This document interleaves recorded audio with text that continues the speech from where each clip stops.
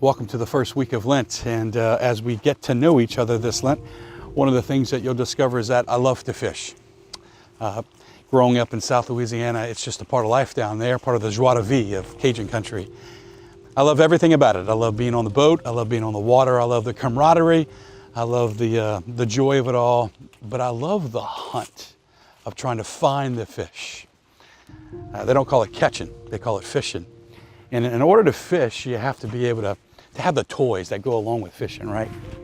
If we look at what's in our tackle box here today, there's this lure right here. This one, it looks like a worm and kind of swims like a worm, and we would use this for fresh water, right? And there's this one right over here. It's a lot more colorful. You can see it's got all kind of action going on right here, and this is a little spinner, right? And what this is going to do is, as you're pulling it fast through the water, especially the clear water, that fish is going to be able to see the light. It's going to be attracted to the light, and it's going to come on over here with all this color. This one right over here, be careful with this one. This is it's what we call a saltwater topwater bait.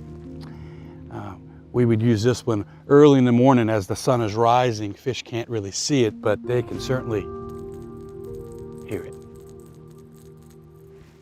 And they get right up to it once they can see it. And it looks like a fish and swims like a fish, right? And it sounds too good to be true. Until they find this treble hook right here. And that's trouble. And when I look at this bait, I ask myself, why in the world would a fish eat this? Well, that's the art of fishing, right? Every good fisherman knows that you want to present something to the fish that the fish thinks he wants. Not knowing that there's always a hook in the temptation, in the presentation. You can put this in front of a fish and he listens to it. And sometimes if it's presented in the right way, he can't not get it. You and I struggle in the same way. You and I often, if we are honest with ourselves, hear the rattle of temptation. In order for us to be tempted, we have to be presented with something that we think we want. And just like every good fisherman knows when to throw this bait at a particular time of the day, temptation usually hits all of us at very particular times.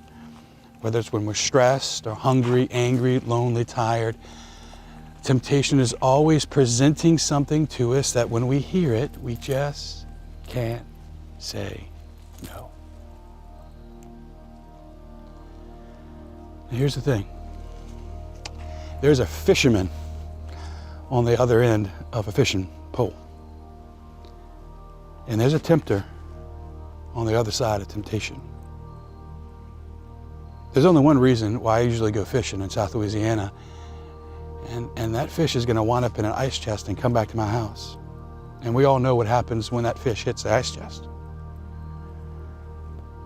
There's only one reason why the tempter is offering you temptation, and it's not to present you with something that's flashy. It's actually to get us to bite on to a hook. And we've got to take seriously temptation, or there's only one inevitable end to the story, which is we just kind of fall into sin.